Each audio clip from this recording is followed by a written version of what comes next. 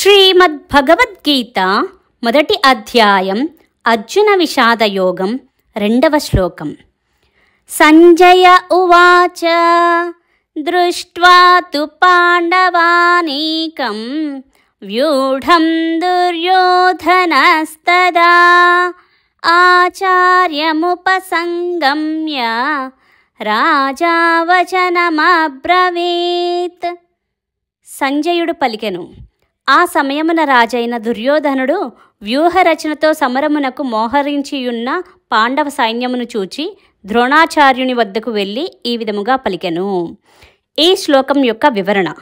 రాజైన దుర్యోధనుడు పాండవ సైన్యాన్ని చూశాడు. అది ఎలా ఉంది అంటే యుద్ధశాస్త్రానికి అనువుగా వ్యూహరచనతో యుద్ధానికి సిద్ధంగా ఉంది. యుద్ధశాస్త్రంలో సైనికులను ఒక ప్రత్యేక పద్ధతిలో నిలబడతారు. వాటిని పద్మవ్యూహం, చక్రవ్యూహం, గరుడ వ్యూహం అనే పేర్లతో వ్యవహరిస్తారు.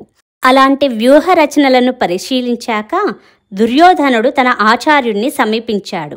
అతడి ఆచార్యుడు యుద్ధశాస్త్రంలో గురువు. అతని ద్రోణాచార్యుడు. ద్రోణాచార్యుని వద్దకు వెళ్ళి ఈ విధముగా పలికెను అని సంజయుడు ధృతరాష్ట్రుడికి చెబుతున్నాడు.